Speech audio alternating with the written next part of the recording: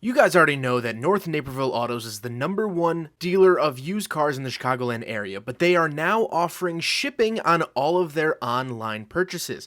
That's right, if you buy a car at North Naperville Autos online, it'll be shipped directly to your front door.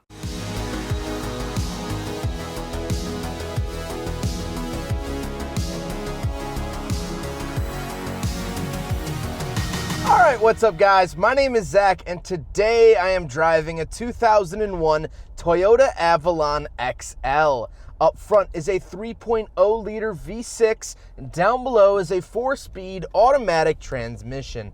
Now I am super excited to be driving this here Avalon because it is an older body style of the Avalon, and I've gotten a couple messages, comments, and DMs asking me to drive one of these older Avalons, and so I am finally here to deliver this car. But before we get on with anything else, I have a website, zackpradel.com, where you could submit your own vehicle to be reviewed by me through a very easy fill-in submission form. You can also buy stickers like this retro sticker pack I have available, and you can read my behind the scenes blog, so please go check out zackpradel.com. Buying merch helps keep ad reads away from my videos, and it's greatly appreciated. But let's get back to that 3.0 liter V6 found in the Toyota Avalon. Makes about 210 horsepower and was also found in the upper trim V6 Camrys and other Toyota products of the time. I even actually drove a Toyota MR2 with this engine stuffed into the back of it, and that was a pretty fun car. 210 horsepower isn't anything really too crazy, but I think it's definitely adequate for an application like this.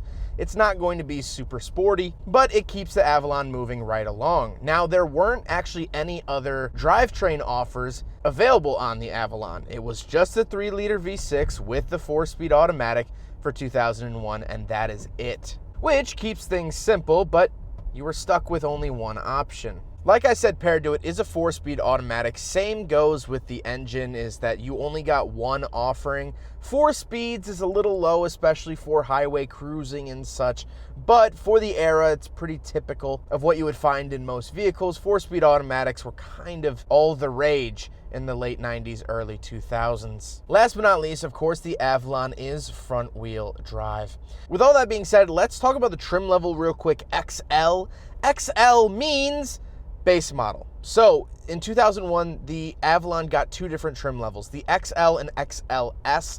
The XLS obviously came with more features than the XL. This is just the plain regular old Avalon. So if you see XL, that doesn't really mean anything. But with that being said, let's talk about the interior. In front of me, I have 4 gauges. On the left is my coolant temperature. Then I have my tachometer, and on the right, I have my speedometer and my fuel. Something to note about these gauges is that they are electroluminescent optron gauges. That just means that they light up not with a bulb like previous 90s cars, but actually electronically. So the more you know, I guess. On the steering wheel, I don't have any major buttons besides the cruise control off to the right. I get this big, giant, pillowy, 90s looking airbag. Exactly what I expected out of an Avalon. And it's the start of the beige revolution. Everything in here is a beige or tan, and that's first noticeable with the steering wheel. Off to the left, I have my mirror adjustments for my power mirrors. I also have my gauge dimmer switch and my trunk release button,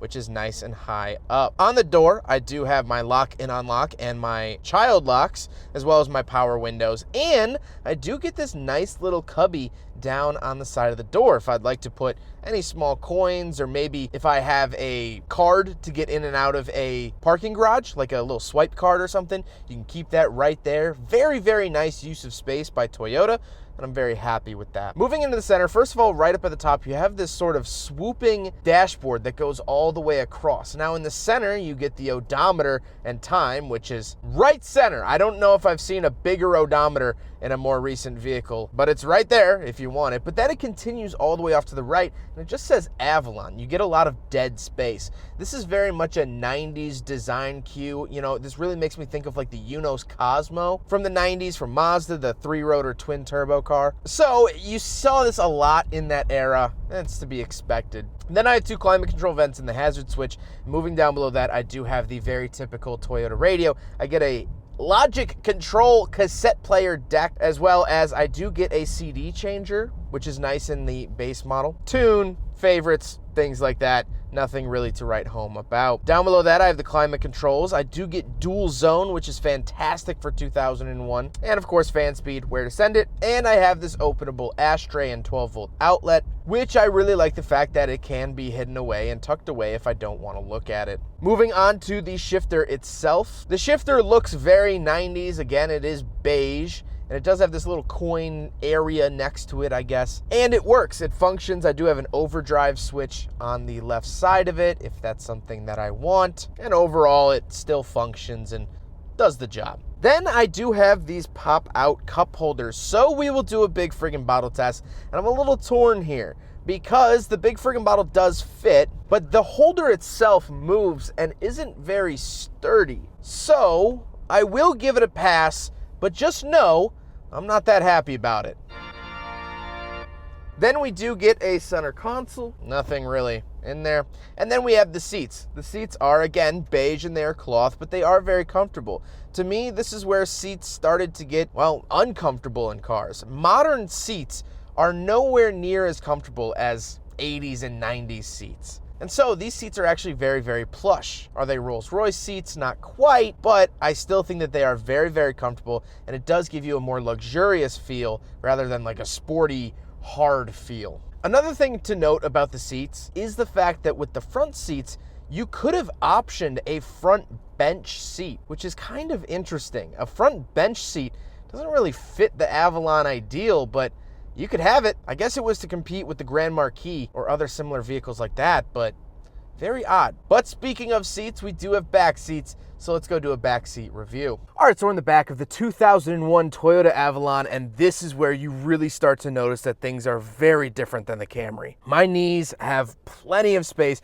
There's no even possibility of my knees hitting the seat in front of me. The seats are nice and cushy, which is really great to see. Headroom, I have plenty of head space. I'm 5'11", and I fit normally. Riding back here, I feel like not only a full adult, but this feels almost like a first-class ticket seat, which is just fantastic. I can sit and ride to a business meeting or into the city or something like that with my pride still intact from riding in the back, and that can't be said about a lot of other four-door sedans. All right, so we're on the back of the 2001 Toyota Avalon XL, and I already popped the trunk from the inside and lift it up, and oh my gosh, there is so much room in here, which is just fantastic. This is my dealer license plate, but you have these little cubbies off to the left. I guess only just one off to the left is kind of asymmetrical.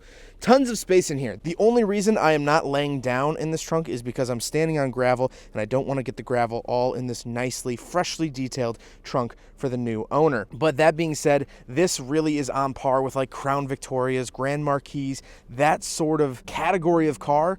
Tons and tons of space back here. I would have thought that this was an American car with how much trunk space there is. Now we gotta talk about the looks, and again, it's finished in this tan color, and it's nothing really too crazy to look at. This is a second generation Toyota Avalon, and I think it does look like a very late 90s, maybe early 2000s car, which fits the era, but I think it does definitely look dated. And this color combo, the tan on tan, I mean, talk about the late 90s, early 2000s in a perfect color combo nutshell. I mean, this thing just screams that era. But now let's get to my final thoughts here on the Avalon. You guys asked for this car, and I'm here to deliver. What do I think at the end of the day? Well, this has been a very comfortable, very nice driving experience. The 3-liter V6 is adequate enough for this platform. The 4-speed automatic is doing the best it can, and that's all I can ask for. The steering has a decent weight to it, but it's still light enough to drive like a smaller car than it is. Some of the features in here were definitely nice for the time, like that dual zone climate and the swooping dash. But at the end of the day, I've always thought that the Avalon is kind of a weird segment. To me, this car screams upper middle class. I don't know if I've driven a car recently that fits that description so perfectly, because this doesn't really offer anything different than the Camry, besides extra room and space. There wasn't anything too terribly different, and you could even get the Camry with this same engine. So this is just an inflated, blown up Camry. And as I've said before, I define luxury by light and space. And so when they wanted to make a more luxurious Camry, they gave it a little bit more space, and they gave it bigger windows for a little bit more light. I just associate this car with a decently successful businessman. Maybe he's in finance, maybe he's on a marketing team, maybe he's a general manager somewhere. And when buying a new car, there were the Camrys and there were the Lexus products. And while buying a Lexus, that's a little bit of a stretch. You don't want the flashy Lexus badge. That puts you into a different owners group. But the Camry, well, that's what everyone drives. Everyone has a Camry.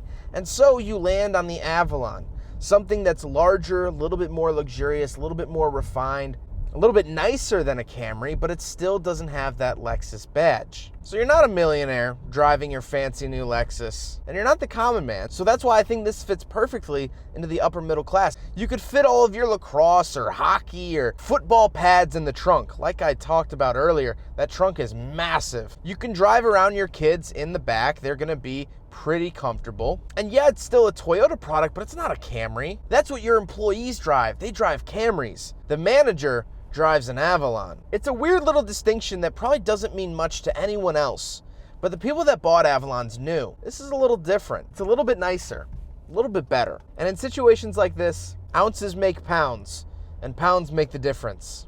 Well, I hope you guys enjoyed the video. Huge thank you to North Naperville Autos for letting me take out their Toyota Avalon from 2001. This is one of their used vehicles on the lot right now. They do offer financing as well as nationwide shipping. If you are not in the Illinois area, you can get this vehicle shipped to you. You can finance it as well, and that is all fine and dandy. North Naperville Autos is absolutely awesome. Been working with them for quite some time, and I have nothing but good things to say about them. But I hope you guys enjoyed the video. Don't forget to rate the video, comment on the video, and subscribe if you really liked it.